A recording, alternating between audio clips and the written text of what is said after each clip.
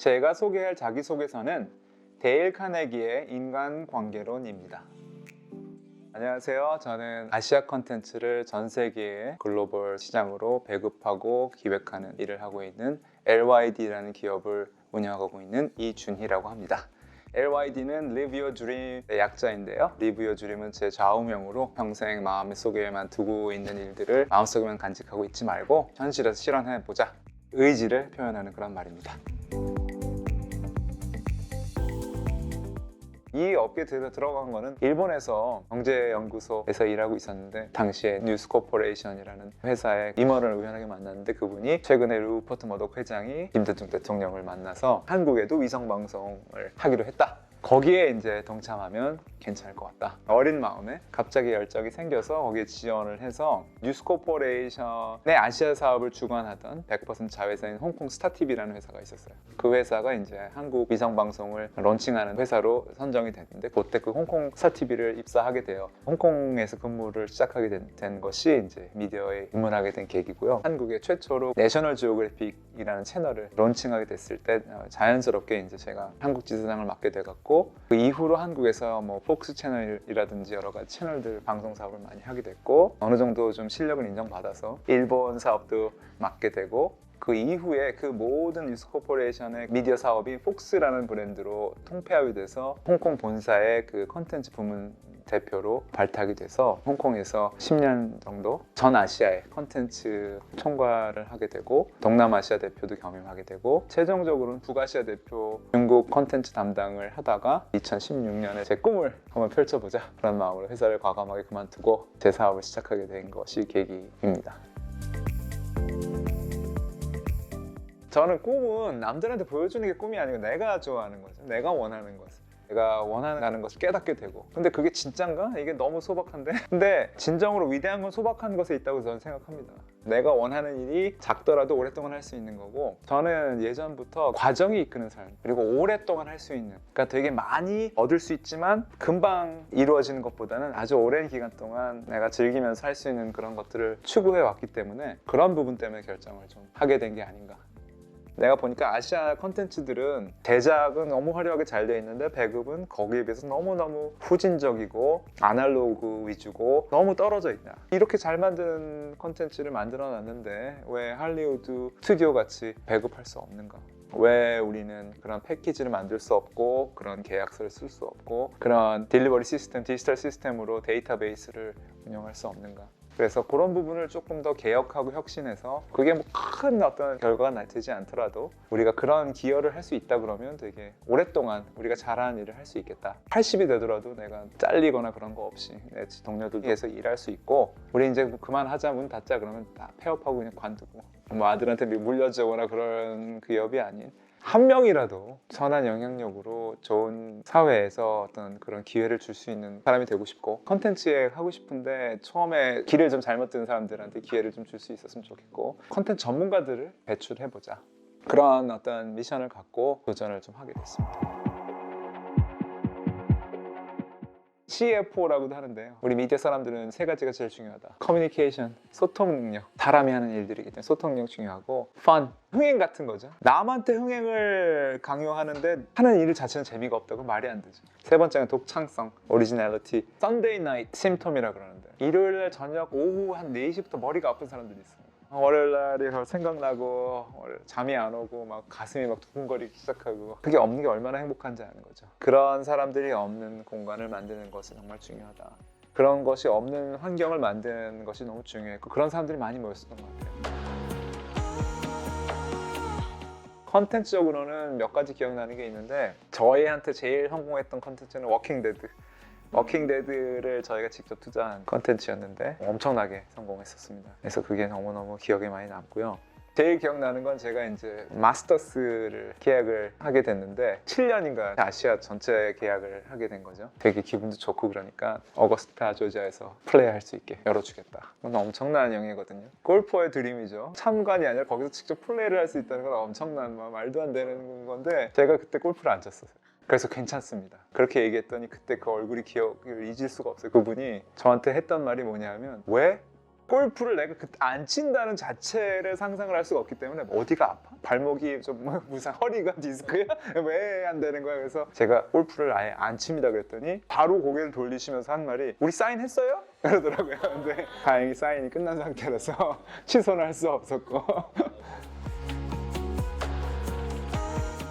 개인적으로 책 읽는 걸 너무 좋아하고 책을 사랑하고 좋은 기획을 하고 있다는 얘기를 들어서 저에게 이렇게 제안이 왔을 때 주제넘는 행동이 아닌가라는 고민도 했지만 사실은 조금 더 큰 명분을 위해서 책을 좋아하는 한 사람으로서 기꺼이 동참하게 되었습니다.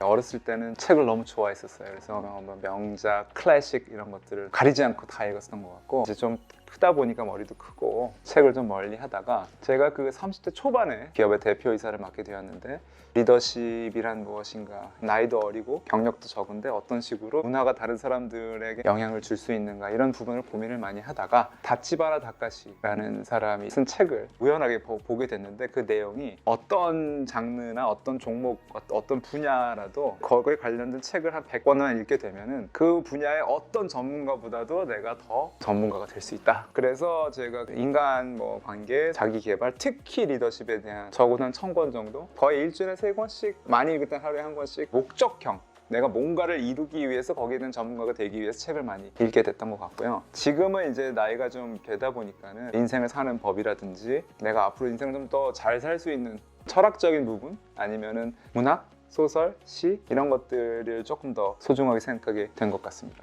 좀 젊었을 때는 좀 목적성을 가지고 읽었다면 지금은 좀 더 제너럴하게. 네, 눈도 안 보이고 그래서 사실은 오디오북을 많이 하고요. 집중하고 있을 때 오디오북을 들으면 되게 흡수력이 좋다. 완전한 독서라고 보긴 좀 어렵습니다. 약간 디스트랙션이 있습니다. 그 모든 것들을 다 합쳐놔도 조용한 곳에서 읽는 종이책의 그 파워는 예나 지금이나 엄청나다고 생각하고 있습니다. 문 밖에 나설 때마다 턱은 당기고 머리는 높이 세우고 가슴을 최대한 부풀려라. 햇살을 들이키고 미소로 친구들을 반기고 영혼을 담아 악수를 나눠라. 사람들이 당신을 오해할까 두려워 말고 적들을 생각하느라 1분 1초도 낭비하지 마라. 하고픈 일을 확실히 정하려 노력하고 그 다음에는 한눈 팔지 말고 곧바로 목표를 향해 나아가라. 당신이 하고픈 위대하고 빛나는 일에 집중하라. 모멘 오브 임팩트에 나와서 소개를 할 책 중에 제일 좋은 책이 무엇일까? 오래전에 쓰여졌기 때문에 시대에 좀 맞지 않는, 하지만 그 안에 있는 본질적인 부분을 봤을 때 많은 사람들이 좀 보면 도움이 되지 않을까. 그렇게 오래전에 썼는데도 불구하고 너무 지혜롭고 현명하고 위트 있고 별로 어렵지 않게 집대성되어 있다. 안 되는 일들을 풀리게 하고 막혀있는 것들을 해결할 수 있는, 대안이 될 수 있는 비법이 되지 않을까. 그런 면에서 고민을 하다가 추천을 하게 되었습니다. 언제 이걸 처음 읽으셨어요? 그것도 어쩌다가 이 책을 읽게 되셨는지도. 처음에 어떤 경영을 맡게 돼서 고민하고 있을 때 이제 그런 이유로 책을 많이 읽다 보니까 이제 흘러서 이제 사람의 머리 위에서 상대방을 갖고 노는, 그래서 약간 처음에는 좀 약간 거부 반응도 있었던 것 같아요. 상대방을 갖고 놀라는 책이 아니고 내가 어떻게 변하라는 책이었고, 사람은 자기가 변하고 싶은 의지가 있을 때 변하는 거라고 저는 믿고 있기 때문에 그런 부분에서 저한테 많이 변화를 일으킨 책이 아닐까.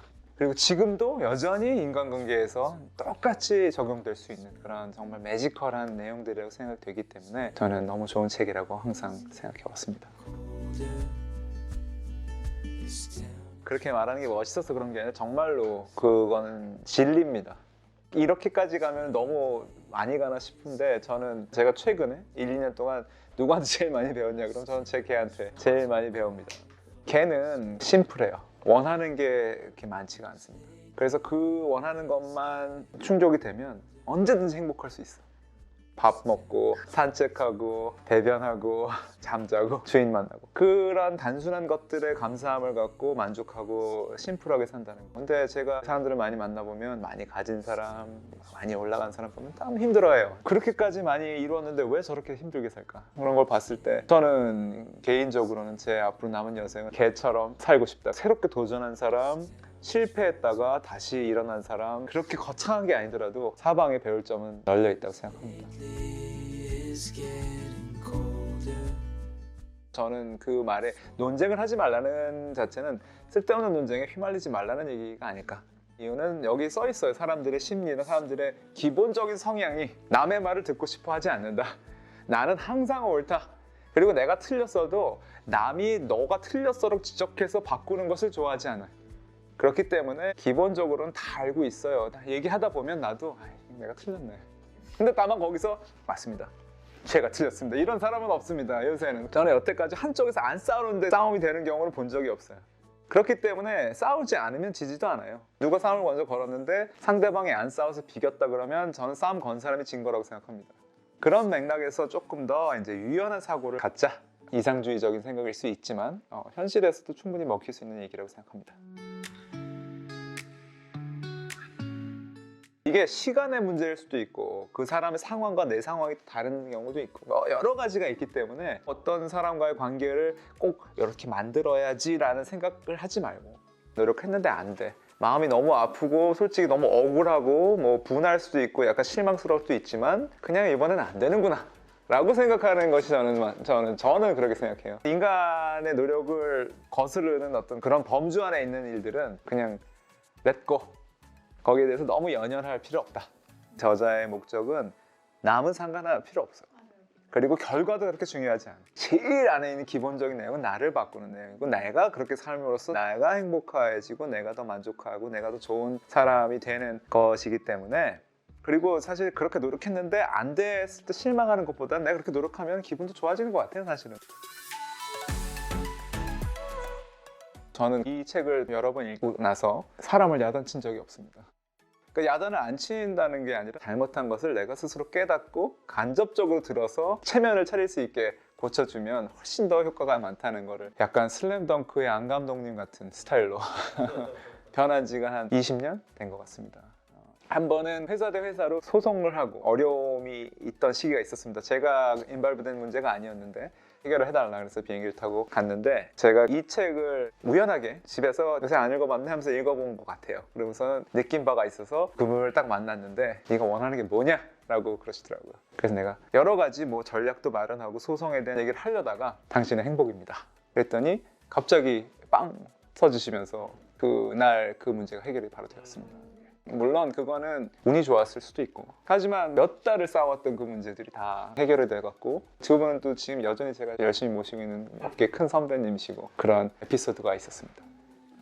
제가 워낙 그런 성격이 아니고요. 그러지 않으려고 노력을 많이 하는 거고 분노나 이런 것들이 비난과 지적과 합쳐지면 그거는 뭐 효과가 전혀 없는 거는 공포도 효과가 없진 않아요. 제가 평생 살면서 경쟁을 했을 때 공포로 리딩하는 팀한테 접은 적이 많습니다.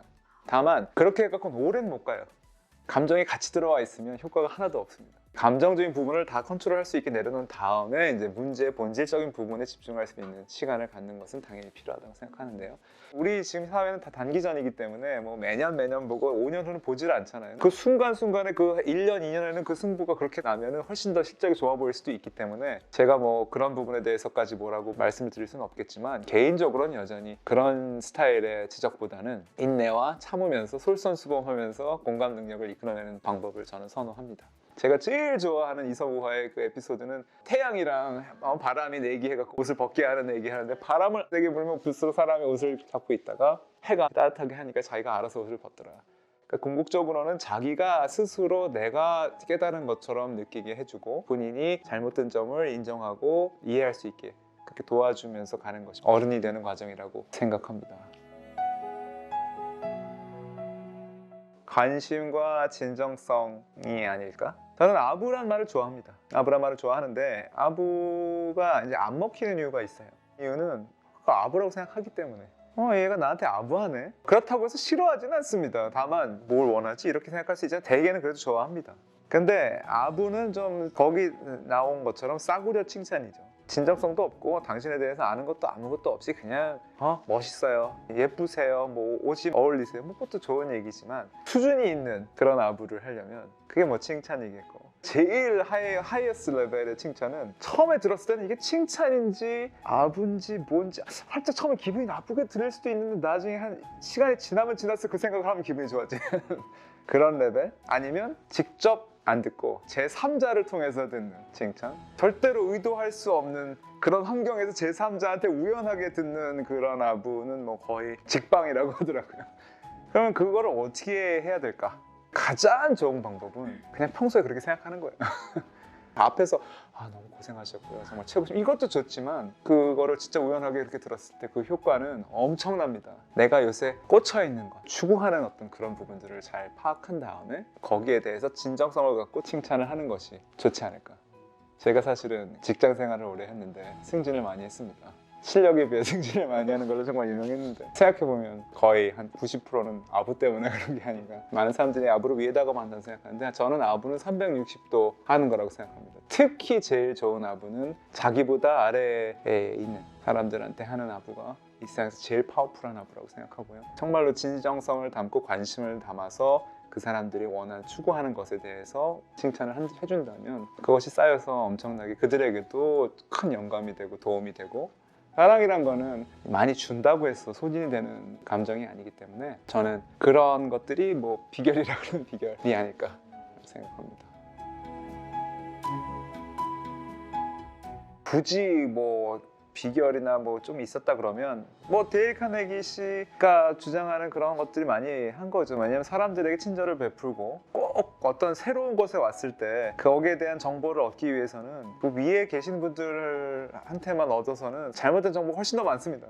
편협하거나 약간 어떻게 보면 조금 자기 자신의 의도가 많이 들어간 정보들이 많이 들어오는데, 사실은 저한테 엄청나게 도움을 많이 줬던 사람들은 그런 분들이 아니에요. 청소하시는 분이라든지 옆 부서에 비서하시는 분이라든지 그냥 맥주 한잔 하던 다른 부서에 있는 말단 사원이라든지 하는 분들한테 많은 도움을 받고, 처음에 몇 달은 아무 말도 하지 않고 아무것도 안 하고 대개는 오자마자 이거 걷어붙이고 뭘 많이 하는 경우가 많아요. 니네들은 뭐가 잘못됐다 이러면서 프레젠테이션 하면서 이런 건데 그런 걸 아예 하지 않고 그냥 아무것도 안 하면서 정보를 얻고, 그럼 되게 보면은 그 조직에서 문제점을 다 알고 해결책 다 알고 있어요. 그냥 알고 있지만 어차피 안 될 거라고 생각하기 때문에 안 하는 거예요. 괜히 이런 얘기 해봤자 도움이 안 된다고 생각하기 때문에. 그래서 결국엔 그런 것들을 듣고 그런 부분에 대해서 교감을 얻고 공감대를 얻고 자꾸 조금씩 거기에 맞춰서 이런 것들을 하다 보면은 처음에 이게 막 개혁과 변화에 대해서 막 반대하는 게 막 팽팽하다가 나중에 이게 추가 한번 이렇게 기울게 되면 한 번에 확 바뀌는 경우도 많고. 일본에서 일했을 때는 한국 사람이 뭐 위에 대표로 온다고 거기 계신 분들 나이가 되게 많으신 분들인데 그 당시엔 저도 훨씬 더 어렸을 텐데 저 사람은 본사에서 날라온 낙하산이다. 근데 제가 사실은 그래서 일본어를 좀 합니다. 근데 일본어를 하는 국어를 전혀 얘기를 안 하고 계속 그냥 듣기만 했어요. 그랬더니 뭐 제 앞에서 처음엔 좀 조심하다가 나중에는 형이 일본어 못하니까 그냥 아무 말 다 하더라고. 들었을 때 약간 좀 어우 씨 이런 생각 막 이런 나이까지 막 하시는 거예요. 근데 나중에 개인적으로 이렇게 개혁을 하면 되겠다는 판단이 섰을 때, 그리고 대부분의 그 직원들이 원하는 게 뭔지를 내가 파악했을 때 월요일 아침마다 주간회의를 하는데 주간회의를 딱 들어가서 처음부터 끝까지 일본어로 다 연습을 좀 했어요. 사실은 버벅대면서 했겠지만 그때 그분들의 표정은 진짜 코닥 모멘트입니다. 한 가지 배운 거는 정말로 다 다르다.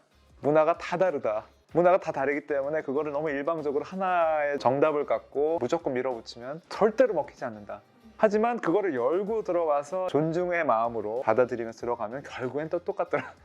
이건 진짜 희한한 것 같아요. 진짜 국민성도 있고 다 있는데 사실은 그 안에 보면 사람은 다 똑같습니다. 그래서 일이 어렵고 관계가 좀 어려운 상황에 있는 그런 경우라도 진정성과 좋은 음식과 술이 있다면, 우리나라만 해도 지역마다 소주가 다 다르듯이 그 맥주만 보더라도 그 사람을 스타일을 알 수 있는 거죠.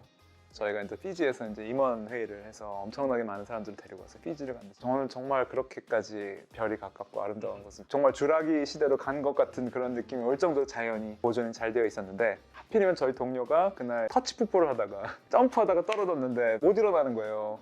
엉덩이가 좀 너무 아파서 못 걸을 것 같다. 차를 타고 병원으로 갔어요. 인터넷 나오더니 하는 소리가 당장 수술을 해야 된다. 일단 닥터를 만나자. 닥터가 곧 온다는 거예요.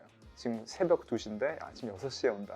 어쩔 수 없잖아요. 박사님이 결국 그 다음날 오후 4시에 오셨어요. 곧 온다 그러다 결국에는 오후 4시인가 5시인가 너무 늦게 오셨어요. 뭐 이렇게 늦게 왔냐? 그랬더니 하시는 말씀이 It's Fiji time. Fiji time은 그냥 그날 오면 다행인 거라. 결국에는 보니까 그냥 가셔도 돼요. 미세하게 조금인데 이거는 그냥 지금 조심해서 가신 다음에 병원 가서 좀 하시면 돼요. 그래서 그 아무것도 아닌 거를 아름다운 피지에 하나를 그렇게 날리고 하여튼 그런 경험이 있었습니다. 하지만 아름다웠습니다. 급하게 마무리 아름다웠습니다. 유럽 사람. 근데 걔네들은 체력이 좋더라고요. 아, 그냥 뭘 하나 봤더니 얘네들은 확실히 운동을 많이 하더라. 깨달은 바가 있어서 조금 운동을 많이 해야겠다. 그래서 뭐 헬스도 했었는데 결국에 내가 느낀 거는 오랫동안 할 수 있는, 그러니까 지치지 않고 1년 반짝 하는 운동이 아니라 그냥 계속 할 수 있는, 그리고 제일 무서운 거는 매일 하는 거다라고. 격언이 있으면 매일 할 수 있는. 근데 매일 헬스장을 할 수는 없으니까 매일 할 수 있는 게 뭔가 생각하다가 이제 걷기, 칼리스테닉스라 그래서 맨몸, 몸의 체중을 이용해서 할 수 있는 운동인데 그게 턱걸이, 푸시업, 스쿼트입니다. 그래서 그거를 매일 한 50개씩, 뭐 주말에는 100개씩. 턱걸이를 특히 매일. 그 다음에는 이제 차를 안 타고 가능하면 걸어 다닐 수 있도록 하고, 또 제가 집에 PT 선생님이 개 강아지가 10,000보 정도의 디맨드가 있는 강아지가 있어서 그 PT 선생님께서 집에 가면 항상 그 눈으로 쳐다보고 계십니다. 그래서 그렇게 컨비네이션 하고 최대한 즐거운 마음으로 살려고 노력하는 것이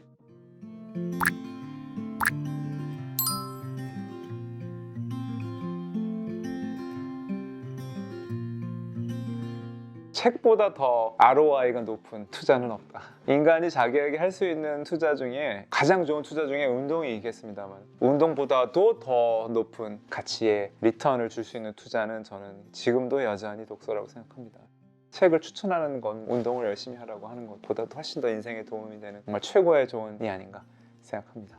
지금도 이렇게 앞서가시는 분들은 여전히 책을 보라고 하고 있고, 오히려 책을 안 보기 때문에 책을 보는 사람들이 가질 수 있는 어떤 경쟁성? 더 훨씬 나을 수 있고, 모든 것은 시소 아니겠습니까? 그쪽으로 많이 몰려있지 않기 때문에 책을 많이 읽는 사람들이 유연하게 사고할 수 있고 이 경쟁 시대에서 이겨나갈 수 있고 그런 부분도 있기 때문에 결국에는 다시 돌아올 거라고 저는 생각합니다. 블루오션 전략이라는 책이 있었습니다. 한동안 대한민국에서 엄청나게 그 히트를 쳤던 그 책을 보고 임팩을 받았습니다. 그 발상도 그렇고, 너무 경쟁이 심한 피바다에서 살아남아서 거길 떠나서 아무도 없는 파란 바다, 블루오션을 창출해내야 된다. 정말 경쟁이 너무 심한 그런 산업에도 블루오션은 존재한다.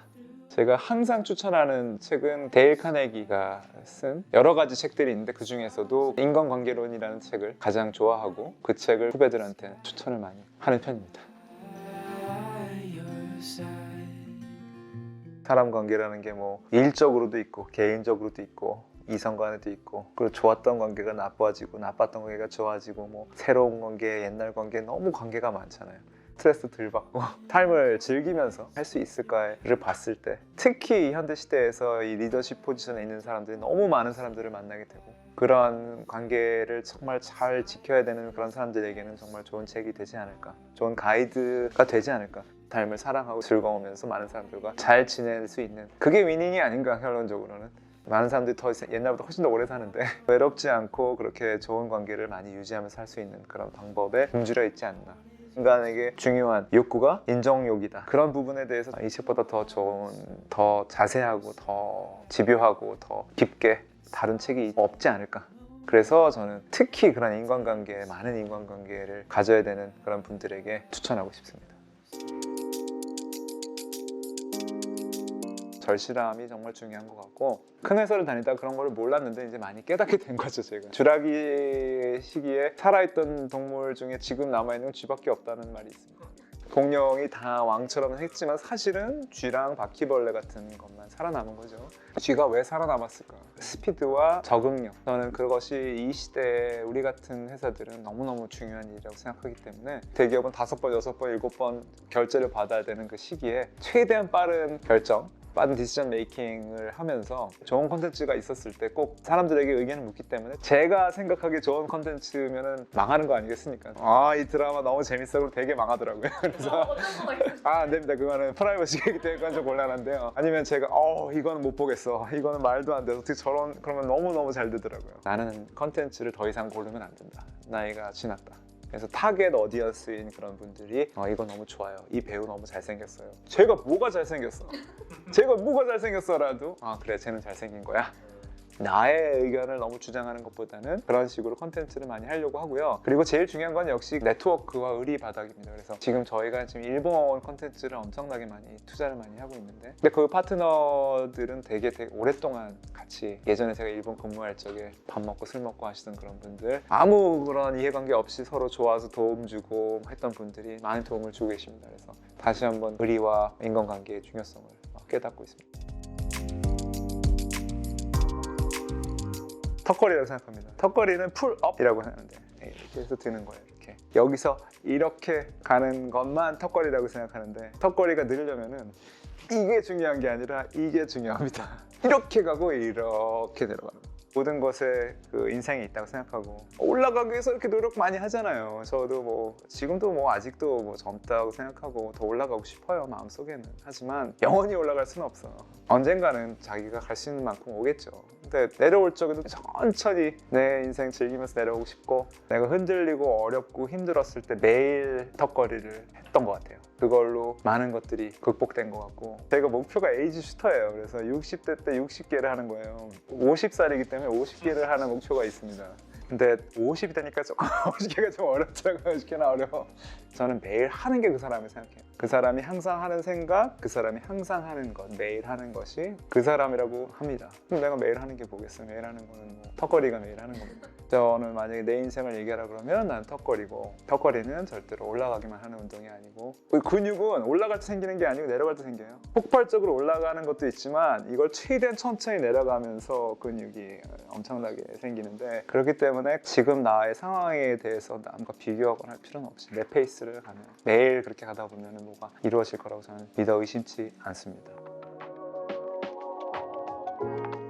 해외 미디어 회사에서 1세대라고 하면 2세대에서 저를 훨씬 뛰어넘고 이제는 정말 세계적인 레벨을 오르신 제 후배님 중에 훌륭하게 정말 성공하신 우리 넷플릭스의 김민영님 추천드리면서 임팩터로서 모시고 싶다. 저는 이제 지난 물이지만 그분은 아직 살아있는 권력이고, 평소에도 저한테 후배에 대해서 영향력을 많이 주고 싶다. 자기가 이뤄낸 것들을 정말 많이 사람들에게 나눠주고 싶다라는 의지를 항상 저한테 표명을 많이 하신 분이기도 합니다. 물론 지금 사회적으로 너무 유명하시고 뭐 보니까 유퀴즈에도 나오시고 그렇지만, 이런 정말 좋은 커즈가 있을 경우에는 흔쾌히 참여해 주시지 않을까 이렇게 생각하고요. 김민영님은 제가 여기 전담으로 한번 영업을 해갖고 칭찬을 막 한 다음에 아부를 막 떨면서 명분과 이 좋은 커즈에 대해서 막 얘기하면서 데일 카네기 씨의 그 영업 전략에 먹히는지 한번 테스트를 한번 해보겠습니다. 감사합니다.